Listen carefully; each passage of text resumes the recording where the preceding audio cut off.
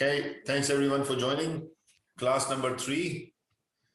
And just a bit of a recap what we have covered so far.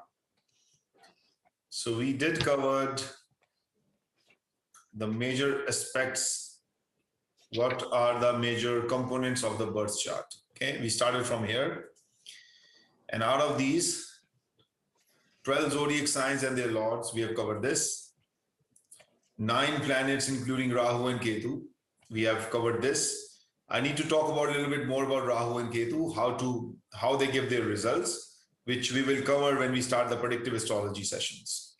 But we have covered the 9 planets. We know what does Sun means. We know what does Moon means. We know what does Mercury, Mars, Jupiter, Venus, Saturn means. We have not started the nakshatras. We have not covered the sublords. Everybody knows a little bit about what is Mahadasha, Antardasha, and Pranantardasha, but officially we have not covered this right now. Transits and Pachanga is another topics which are very important when we talk about the components of the birth chart. So we have covered this, and this is remaining. So out of these 2 zodiac signs and 9 planets, we should be able to read the charts. Just to read the charts. When the prediction parts will come, then we need these areas. Okay. So when we talked about the 12 zodiac signs and the lords, I'm sure everybody remember what zodiac signs are ruled by what planets. And we also know that what does each planet signify in our chart. So if I go to these slides, we have covered this. We know this is important. Okay, I'm again refocusing and re-stressing it here. This should be you should be knowing this by your heart. Okay, what does Sun means, what does Moon means, what does Mercury means, Venus, Mars, you should know it by your heart. If you can't remember it, it may sometimes takes time. Everybody has their own learning curve and everybody has a different memory scale. So keep it in front of you, keep it pasted in front of you wherever you sit, so that you remember every element of how the planets, what energy they classify. Okay, so these are all energies, they're all cosmic energies. And these energies are positive and negative. And as I told in the beginning, we all are made of positive and negative energy. Everything in this world, even your computer has a positive and the negative energy. The electric current coming to your computer, to your iPhone, to your iPad, anything which starts with I, anything in this world, every energy has both the elements, positives and the negatives. Because the sole foundation, fundamental atom, which has started the whole world, has both positive and negative energy. Electrons, protons and neutrons, and neutral energy also. Electrons are positive, protons are negative, and neutrons are neutral. So each planet is representation of positive and negative energy. And we as a human being have to just keep it in the equilibrium level. You cannot say that, oh, I don't want Venus, or I don't want Saturn, I don't want Ketu. It's not possible. Everybody will have it. It's just a matter of fact how much you are utilizing and equalizing your positive and your negative charge to live happy and healthy life. So very important slide. We know about the nature of the planets, Sattvic, Rajasic, Tamasic. Again, if you have any confusions, reread the slides. We covered the horoscope layout, and I guess by this time everybody is comfortable knowing which house is what. Okay, means if I point my cursor, we know this is 11th house, this is 2nd house, this is 7th house. Then we covered the Dharma, Artha, Kama, and Moksha, the 4 major elements of the horoscope, which depicts and describe the goals of your life and the nature of the person. We also talked about the Kaspal chart and Bhavachalit chart. So there should be no confusion in your mind what differentiate between a Lagna chart and the Kaspal chart. which is called a Bhavachali chart. And why we read it, why we give it more importance, you should be knowing it. Knowing it to the sense that if somebody asks you this question, you should be able to answer it. See, the best way of learning is this. If you cannot convey your message to somebody else, cannot explain this theory to somebody else, that means you don't understand it yourself. The best way to learn is whatever you learn in the class, talk to your spouse, talk to your partners, or talk to your children about it. And see, are you being able to explain them? If you are not being able to explain them, that means you have not understood it. So make it a practice. Whenever you go through a new topic in astrology or anything in your life, try to explain it in your words, in your own way, in your own style, whatever style you have, in your own language, to somebody whom you want to explain this. Could be your children, could be your partners, could be your spouse. And if you fumble, and if you think that you cannot explain the concept to somebody else, that means you yourself do not understand the concept very well. That's the first way of testing your knowledge. And if you don't understand the concept very well, then you should reach out to me. We know the tripod of life, the three major planets, Sun, Moon, and Ascendant Lord. Sun is who you are, Moon is what you feel, and your Ascendant Lord is what you do. Okay. We talk about the difference between the houses and the planets. Houses are your inanimate entities of the subconscious mind, but the lords are the one which activates those desires of your subconscious mind. Just like a radio cannot work without the batteries and without the electric currents, the houses themselves has no meaning. They cannot operate independently because they have just a function, but the function is not being activated without the current, and the current is being presented by the planets. Planets are the active conscious energies which animate the inanimated entities of your subconscious mind. Again, take this concept and explain it to someone, explain it to your children, explain it to your spouse, and see how good you are in explaining. If you cannot explain this, that means you don't understand this. This is how I learned astrology. Whatever I used to learn, I used to explain to my parents. And my parents used to ask me many questions. And I used to explain them more and more. So until I was 100% sure that I've been able to explain them, that they are understanding what I'm trying to explain them, I was not sure that whether I would have understood it or not. So this is the best practice you should do. Always, whatever you learn, explain it to someone who's close to you. Now we know what does house number 1 represents. We know house number 2, 3, 4, 5. Again, if you have any confusion, go back to these slides. They should also be embedded in your memory. Embedded in your memory. The more you know about these things by the blink of your eye, the more easy it will be for you to read the charts. Again, keep it in front of you, on your counter tables, on your study tables, in your kitchen, in your bathroom, just to understand what each house represents.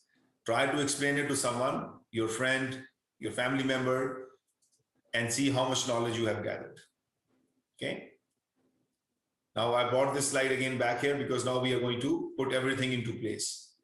So we also know the aspects of the planets, and I will test you a little bit here when I do some practicals today, just to see how much understanding you have about the aspects of the planets and how you see it, okay? And then we know the relationships now, planets. Nothing to memorize here, the software will help you, but at least as a foundation principle of astrology, you should be knowing it. Now, this slide is talking about again, the natural malefics and the natural benefics. So Vedic astrology has categorized some of the planets as natural benefics, as good planets, and natural malefics. Sun, Moon, Venus, Jupiter comes to this category. Saturn, Mars, Rahu, and Ketu comes to this category. So again, there is a sattvic, tamasic, and rajas guna of all the planets. To break them down into very simpler format, we just say that these planets are good for us, okay? And these planets are always cause anxiety, pain, fear, illusions, illusions, fear, negativity, or delays in our life. So that's why we call them a natural malefics. Just like Mars can give you a courage to go and act and a positive energy Arun is joining. But at the same time, if you don't know how to calibrate your Mars energy, you can easily become a murderer, a person who is too aggressive, a person who does not understand others' emotions, or become very abusive also. Similarly, Saturn is a planet which calibrates our karmas, but it can produce fear and negativity in our mind too. So we have to know that these planets are doing their work, bringing that negative charge into the batteries of our life. But if more negativity is given, then your life becomes into a problem because you are living a life of disequilibrium if your negative charge is more than your positive charge. So these planets are your positive charge and these are your negative charge. And everything in our life is all about positive and negative. Every energy, every electric current, every socket atom, the foundation principle, the source of our life is also positive and negative. So just keep it in your head. Again, no need to memorize, but these are the fundamental rules you should be knowing about the planets. But the major is what we covered in the previous slides. This is the major classification of planets. The Sattvic, Rajasic, and Tamasic. This is the holy grail of planets. And I've given the reason also why they're called Sattvic, why they're called Rajasic, and why these planets are called Tamasic. And just to go for the shortcut method, we call them as benefics and malefics. Okay. Now, when we come to the houses, so these are the category of the houses. We covered that house number 159. So if I draw a picture here, you have to understand this because we're going to put everything in place now. So you should be knowing, so pardon my drawing. House number 1, 5, and 9, we know they are the dharma houses, the best and the most auspicious houses in our chart. And we also saw that whatever the ascendant sign is here, whatever the planet who owns the first house always gives the 5th and 9th house to his friend, to his friendly planets. So that's why 159 are called Trikona and triangle houses, the most auspicious houses for wisdom and knowledge.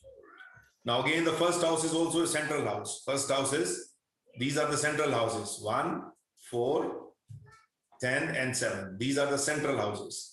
These are the houses which are considered for the material gains, status in life, accumulation in life.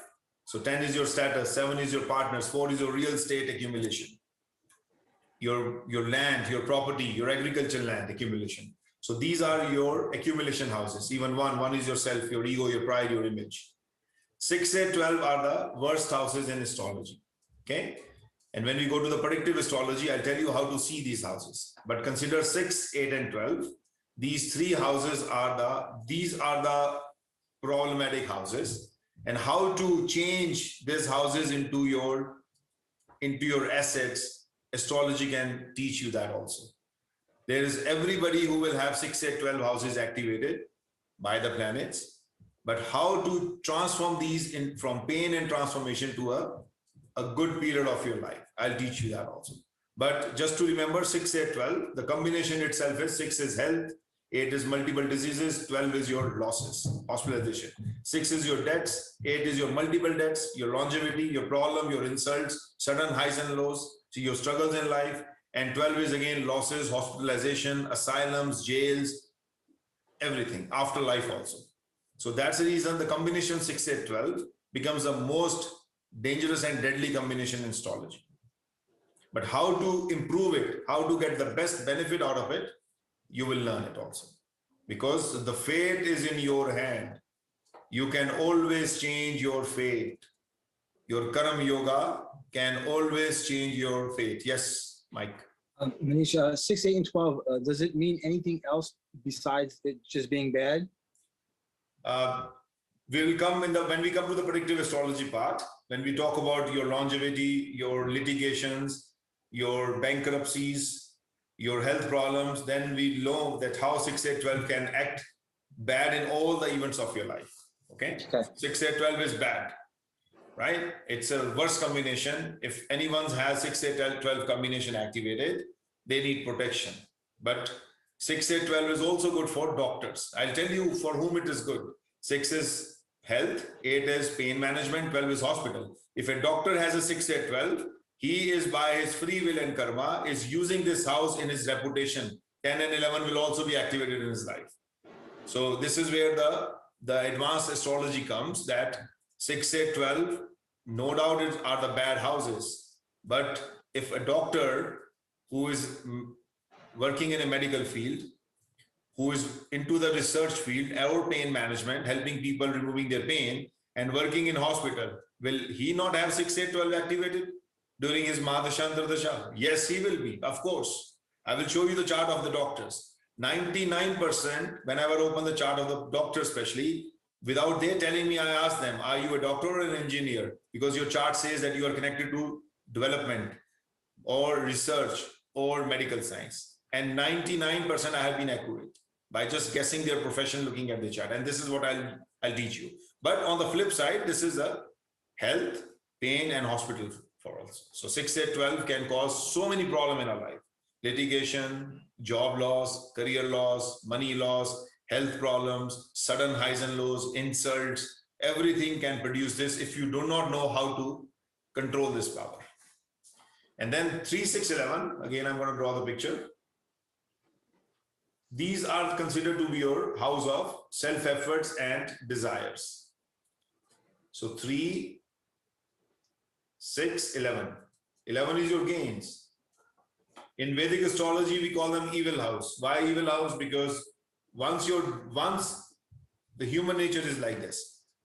If you got your one desire fulfilled, you will start chasing the another desire.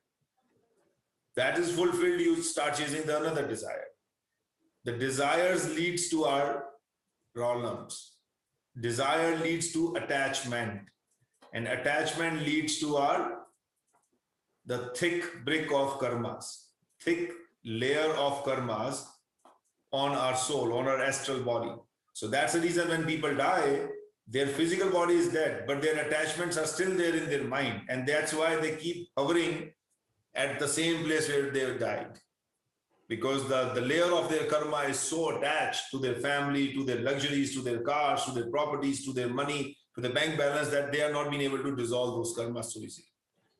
So that's the reason 11th house, no doubt, in this era where we are living, everybody is given by 11th house. Your girlfriend comes 511, your child comes 511, 711 gives you the marriage, 211 gives you the financial gains, 1011 gives you the status and a good job and a good title, 811 gives you inheritance. So 11th is a house which gives us everything. But are we ever satisfied? Jimmy buys one home every year. He becomes millionaire every year. He buys 2 more every year and then 3 more every year because his desires are continuing to grow. And everybody is like this. So that's the reason 11th house, it fulfills your desire, but also makes a roadmap for your next desire. And 3 is your self-effort. This is effort what you're putting in to gain or to manifest the desires of your life. And 6 is your job, your service. So 3, 6, 11 are called the self-effort house for manifestation of your desires. You can call it good houses in today's era, but Sage Prashra, when he wrote the rules for astrology, he called 11th house as the evil house. But in this era, 11, without 11, nothing is there. Without 11, you won't even join my astrology course, right? So as per today's era, 11th house is not bad because we are living in the era of desires. But as per astrology, these houses are not good because it takes us away from our spiritual life. Spiritual life means no attachment to anything. Living life minute by minute, moment in the moment. No attachment. Something you lose, you don't feel sad. Something you gain, you don't get excited. You're always neutral. That's a spiritual life, right? But it's very hard to live that life. Everybody is driven by the gains and the goals of their personal life. So just nothing to memorize, but just these are the foundation things you should be knowing But when we come to the predictive astrology, the Nadi astrology, then I will teach you what are the good houses and the bad houses you need to see. And your software will instantly mark them either green or red. You might have already seen in the drop down, right? What it does. So we'll cover those when we cover the events of life. Okay, so we covered this: planets, friends, and enemy. Nothing to memorize anything, exaltation and debilitation. We'll cover that also when we go into the details of the chart reading. So, but nothing to remember. Exaltation means the planet is super excited, happy. When sun is in Aries, it's exalted. It's a degree. It's a particular arc in the zodiac, 360-degree zodiac. It's a particular arc where sun feels comfortable. The Shadbal of the sun will be increased. And we'll talk about the strength of the planets when we come to this topic. Debilation means that the sun is feeling depressed in the sign of Venus. This is Libra. Moon is happy in Taurus, but sad in Scorpio. Mercury is happy in its own sign, Virgo, but sad in Pisces. Venus is opposite of this, Pisces and Virgo. Mars is happy in Capricorn, but sad in Moon. See, Moon is sad in Mars, and Mars is sad in Moon. Mercury is happy in Moon, but sad in Sagittarius. Mercury is sad when it goes into a sign of Saturn. Saturn is happy in Libra, but sad in Aries. Saturn and Sun, they are the biggest enemies. Okay, so that's why they are not happy in each other's sign. And Rahu and Ketu, they don't have any rules, but some fundamental rule says that they are happy in Taurus and sad in Scorpio, and Ketu is opposite of Rahu, happy in Scorpio and sad in Taurus. Nothing to memorize, okay? I'll show you how to see that instantly. And we don't use this rule because we use the power of the planets. And the power of the planets, which we call Shadbal, has everything calculated already inside it. So we don't have to worry about these factors. Okay, so now, just remember this, there are 4 elements of a zodiac sign. We'll come back to this one when we talk about the longevity. 159, Aries, Leo, and Sagittarius are fiery signs. Fiery means active. The element is active. Fire is active. Your activity is highly energized. Earthy means grounded and stable. Taurus, Virgo, and Capricorn, they are the earthy signs. And these means grounded, stable. People who need a push to do something. They are very grounded, very stable. Just like a Taurus is a sign of a bull. Bull is very strong, very hardworking, but wherever it sits for a longer time. It's a lazy, but it doesn't mean that they are not hardworking. They're very hardworking, but they are grounded. They stay to their ground, stick to their grounds. And we'll talk about it, how to see these results also. But just to understand this, just understanding it is what required, nothing to memorize. Aries sign is 3, 7, 11. So this is Gemini, Libra, and Aquarius. So Aries means intelligence, wisdom, okay? And finally, watery sign, which is sensitive, emotional, are Cancer, Scorpio, and Pisces. So these 3 signs are and there are some directions also which I'll teach you when to see those, but these are just an elements you just need to know in your head. And then finally, we come to the point how to read this chart, how to map everything together once we know the planets and once we know the houses. How we put them all into one big picture. And how to read charts means how to see person's nature, people's goal, people's characteristics. It is not used to predict anything, but you can see a bit of high-level snapshot of someone's life. Hi, Tarun. Are you sitting in your car?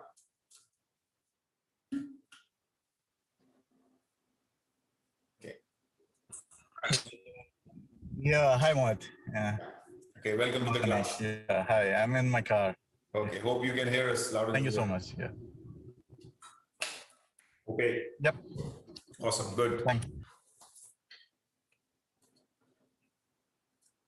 So this is what we're going to cover today, okay? Method 1, method 2, and method 3.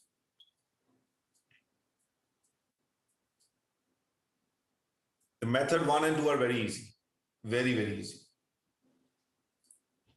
Method 3 is very deep analysis. We know, normally we don't have to do it. It's not required because we will use the Nadi techniques of knowing what planets will give you a good results or the bad results in what particular event. But this technique is required just to know the foundation or develop the foundation in your head, because when we see the transits, when we see some other aspects of life, when we see the divisional charts, D9, D60, we use these elements also. So let's try to put everything on the big picture and see how we read the charts. And this is very important. And I'm going to help you understand this completely. So I'm going to open the charts here. We'll do most of the practicals today, okay? And in practicals, we will just try to read the charts. Okay, so I'm going to open. Who's going to volunteer this chart? Lennis, you? You can open mine. Yeah, so we'll open 2 charts. Let's open first Lennis chart, and then we open Jimmy yours also. Okay, so first method is take the planet as an energy and put it on the houses. So we know there are 9 planets. Start from the first planet start from where the Ascendant Lord is. Ascendant Lord talks about the activities of your life, where your life will remain active. Okay, so tell me, what is Ascendant Lord for Lennis? Moon. Moon, good Jimmy. Moon is sitting in what house? 12. 12th. And again, we are looking at the cuspal chart when we're looking at the placement of the planets. Now, 12th house represents what? Spiritualism, travel. Moksha. Moksha, exactly. Balance. Healing, spirituality, right? Foreign connection, foreign land. So activities of this person, since it is an Ascendant Lord, the activities of Lennis will remain in the foreign land. Connection with foreign country. Foreign means where she is not born. Her home country is where she is born, and her home country is San Juan. San Juan is South America. And again, now Ascendant Lord is also Moon. What does Moon means? Gaurav, what does Moon means? Emotions. Emotions and subconscious mind. Conscious mind. Again, where subconscious mind is sitting? 12th house. 12th house of healing, Spiritual spiritual gain. world, moksha, right? Liberation, donations, charities, they are all 12th house. Her chart is best to become a nurse. You know that? Cancer ascendants are the best natural healers in this world. Because they have emotions, sensitivity embedded in their nature. Feelings. They are they're natural healers. They are very compassionate people. Even I am a Cancer ascendant. So they are very compassionate. Okay. So now take, after the ascendant sign, you take Moon. Now her ascendant sign and Moon are the same planet. So we are not coming back to the Moon. Now second is, see where the soul of Lennis is. So which planet represents the soul? Sun. Sun. So where is Sun sitting? 12. 12th house again. So where is her soul connected to? Where does she feel the soul fulfilling experience? Moksha. Moksha, healing, charities, giving, Melody. foreign land, Helping people. right? So all you're doing is you're picking an energy and placing on the chart to know what this person is all about. Easy. Now, the active energies, the courage, the determination. Which planet shows that? Mars. Mars. Mars is your aggression. Mars is your courage. Mars is your firepower. Right? Now, Mars is sitting in what house? For Lennis? Lagna. Lagna. So Lagna means what? The first house means what? You yourself, Personality. your What personality, people see in you, your commanding nature, your outlook, your physical body, your dominance, right?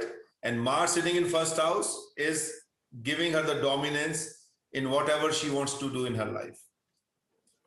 Her personality will be known as a dominating personality. My way or no way.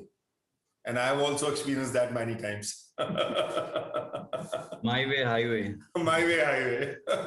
So Mars, but see how you control this energy.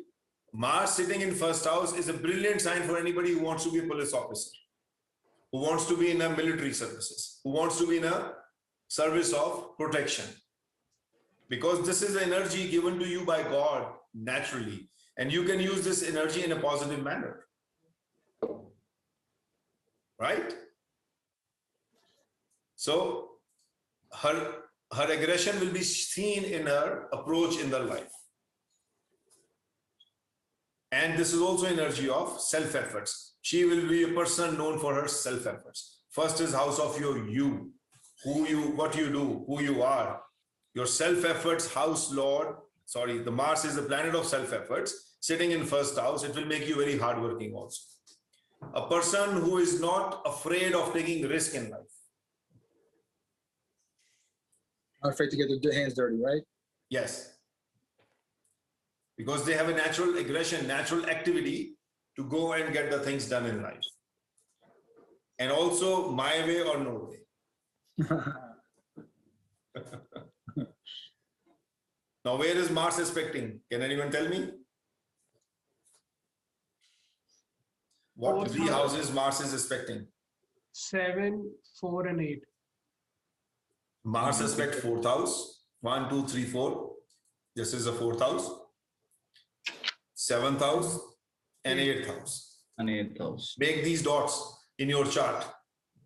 So Mars is energy of dominance, energy of aggression, energy of leadership, energy of commander-in-chief. So this person is commander-in-chief in her home. Dominance in her home environment. Dominance in the matters of relationship. Commander-in-chief administration in her own relationship. And also high energy in the matters of learning or doing anything related to pain management, occult science. See, Mars is giving her the energies everywhere. Where it's sitting, it's dominating this house, but wherever it is aspecting, it is sending his energies to these houses also.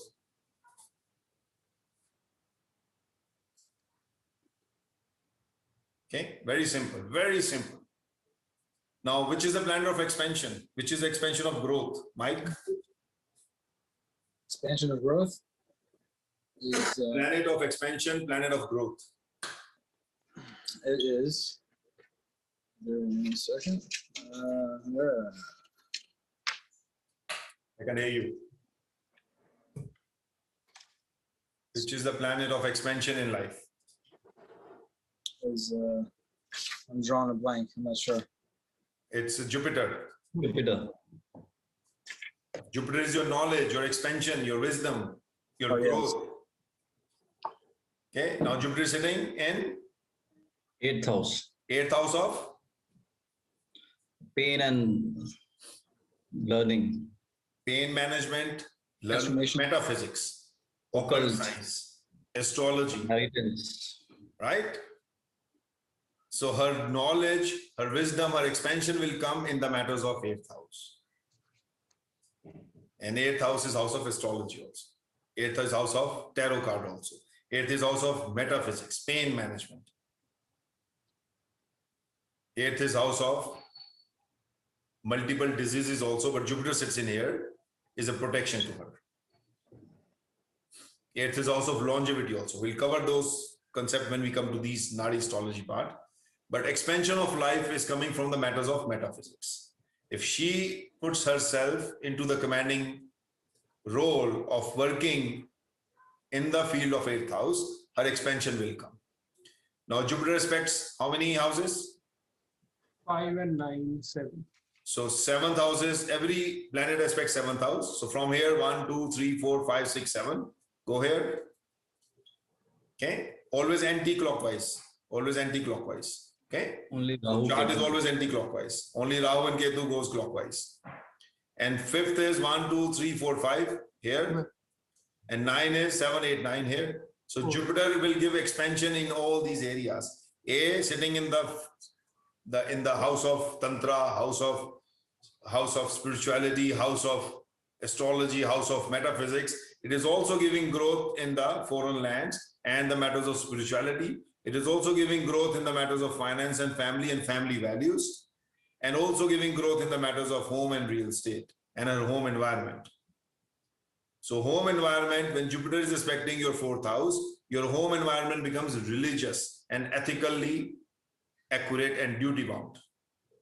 Her family values will be duty bound. She will teach and preach duties, how to perform your duties in a good manner to her children, to her kids, to her grandkids, and also her wisdom and expansion in the matters of spirituality, healing, living in foreign land. So this is how you make the connections. Very easy. Which is the planet of your passion and desires? Gaurav? Venus. Rahu. No, Venus is your love and your love, lust, and romance. Rahu is your passion and desires. Yeah. The limitless passion and desires. Okay. Rahu talks about your desires of your previous life. Unfulfilled desires of your previous life, which becomes obsession in this life if you do not control Rahu. Rahu in fourth house, what does it mean now? Fourth is house of Homeland, homeland, agricultural land, real estate. real estate. Right? And Rahu sits in here, gives you a passion and desire to accumulate real estate wealth. Whenever you have funds, these people normally invest in the real estate. I also have Rahu in fourth house. Okay. Now, planet of spiritual energies, planet of detachment. What is that energy? Ketu. Ketu sits in. Ketu is sitting in 10th house. So the spiritual functionality, the detachment will come from the matters of Service, work, karmas. karmas. Karmas will become unconditional. Unconditional karma means where you are not expecting any gains. You are just doing your karmas. You are not looking at the profits and the losses. You are just doing your karmas and you take whatever it comes. Detachment from your material ego.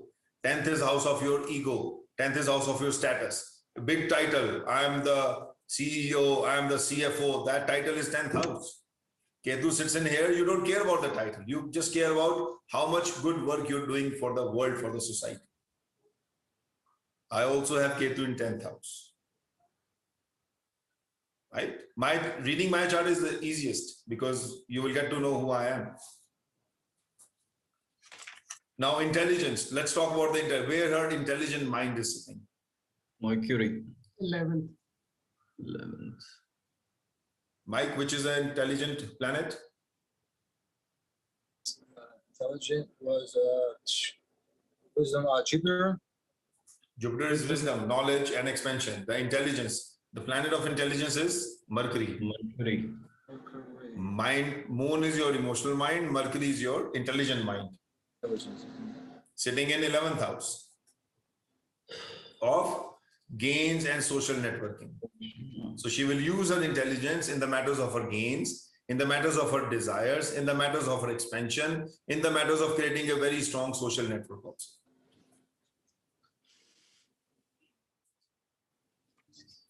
Where the love of life is sitting? Venus. Venus is love for life. And love is sitting in the again. 11th. Yes. 11th house. Love for progress, love for progressive career, love for a good network, a social network. 11th is house of your social networking. Connecting with people with love and harmony and compassionate energies. 11th is when people connect with you. You'll connect with people with this passion, love, healing. Development, right? Expansion. Yes. And finally, the planet of transformation. Which is the planet of transformation, Mike? Transformation is Saturn. Where is the Saturn coming? Sitting 11th house. 11th house, yeah. So the transformation will come also in the matters of 11th house. Now, Saturn is a planet which does not deny anything. It just delays everything. Everything gets delayed. Saturn is a planet which asks you to work hard to get the things what you deserve in your life. So her transformation will come again from her expanding career, expanding gains, or the network she is connected to. That will transform her. Now, we are still not reading whether the results will be good or bad, okay? We are not judging any planet's results here. We are just seeing where the energies are sitting, what kind of environment they are sitting in. That's it. Whether they give us a good results or bad results, that will come to the picture when we'll bring the nakshatra inside it. So let's do one more example, then we go to the second method also. Jimmy's chart.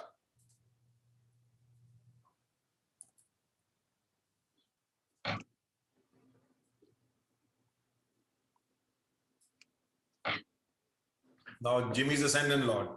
Okay, God of you read it for us. Ascendant Lord is? It's Venus.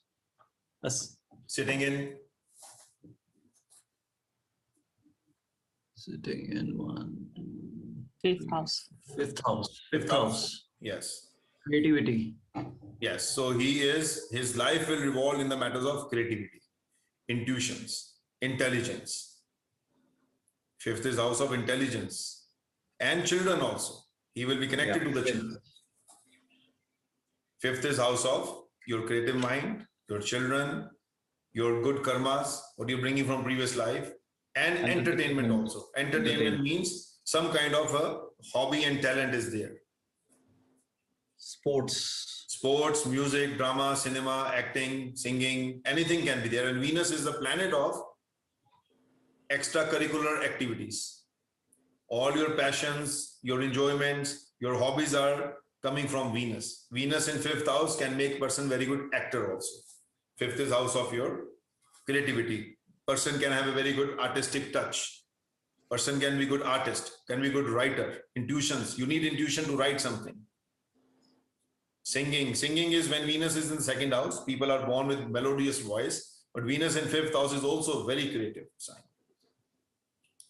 Born with higher level of intelligence and creative mind. So where is now moon sitting? Second is moon. What is emotional mind? Where the emotional mind is sitting? Gaurav?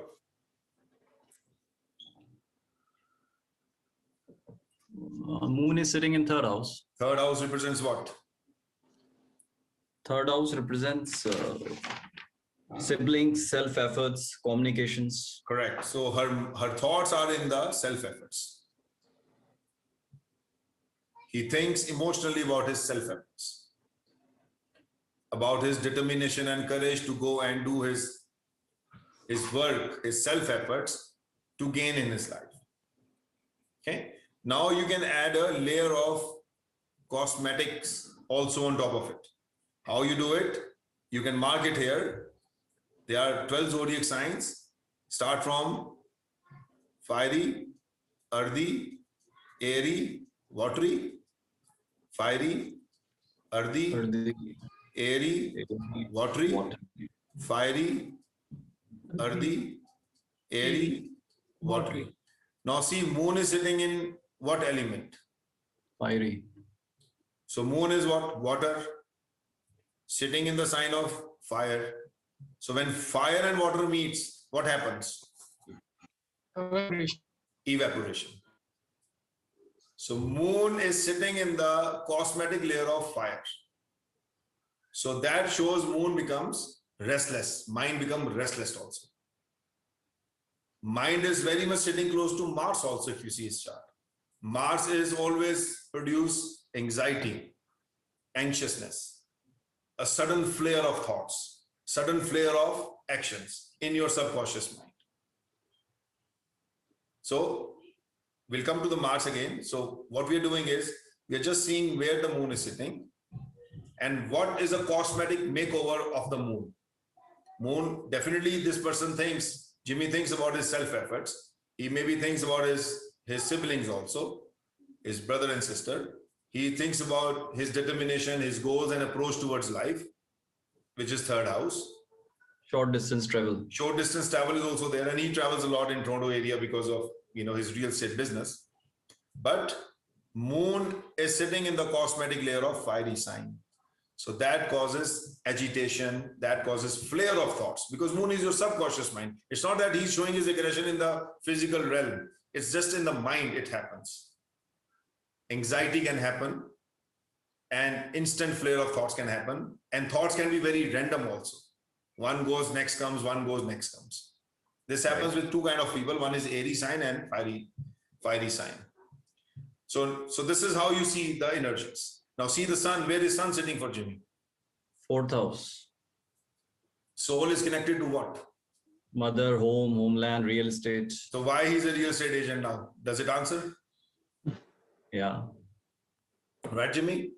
You Yeah. were born to be a guy in the real estate. It's not by chance, it's by your horoscope that your soul was connected in the matters of land, in the matters of property, in the matters of real estate. And sun is now sitting in what sign? Cosmetic layer? Earth. Earth.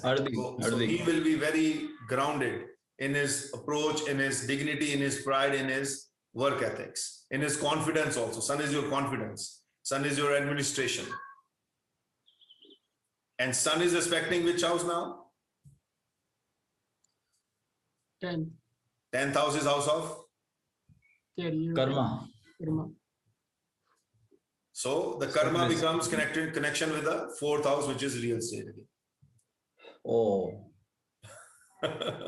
So sun will give the effects in the 10th house of karmas and success and career also. Sitting in 4th house. Okay, we'll come to the lordship also. So when you see the second method, then things will become even more clear. Okay, so now intelligent mind. Jimmy, your intelligence is sitting in, again, Mike, can you read this? Where the intelligence is sitting for Jimmy? Is that the 4th house? Intelligent is what planet? Oh, what planet? It is. Intelligent mind. I just did this. Jupiter. Now, Jupiter is your knowledge, your wisdom, your ethics. Oh, after that, huh? Subconscious mind is moon, Mike, and intelligent mind is Mercury. Okay, you're getting confused here. Yeah. Right? So Mercury is your intelligent mind. Where he will use his intelligence, question this yourself. His intelligent mind is Mercury sitting in 4th house. He will use his intelligence again in the matters of real estate, aspecting the 10th house of his career and karmas. And Mercury is also sitting in the earthy sign. So very grounded. Grounded. He thinks deeply before taking any action in his life. Calculative before he is doing anything, because he's sitting in a Mercury sitting in a grounded. Grounded means stable, thinking deeply, strong analytical mind, and then taking your action, then giving your approach. Not just sitting in a fiery sign, yes, let's do it. Right? So this is how you see the cosmetic layer of the planet tells you about how this planet will play a part in the life. Apart from its own significance, whether it's sitting in fiery, earthy, airy, which sign? Or watery. Okay. Now where the transformation will come for Jimmy? Transformation, pain, delays. Where is the transformation? Saturn. Saturn Sitting in is 9th house. 9th house. 9th house is house of your higher education. Higher Ninth is house education. of your Guru. father. Ninth is house of your law. Ninth is house of your religion. Guru. This is where the pain and the transformation. Now we are still not reading the good or the bad results, but we are reading that this is where the delays, issues, and transformation of life will come wherever Saturn is sitting in. Saturn is an energy which produces its delays and transformation. Wherever it sits, it will activate those houses very strongly. And where it aspects 1, 2, 3, 11th house of gains, 1, 2, 3, 4, 5, 6, 7, third house of self-efforts, And and 10th, 7, 8, 9, 10, or 6th house of service.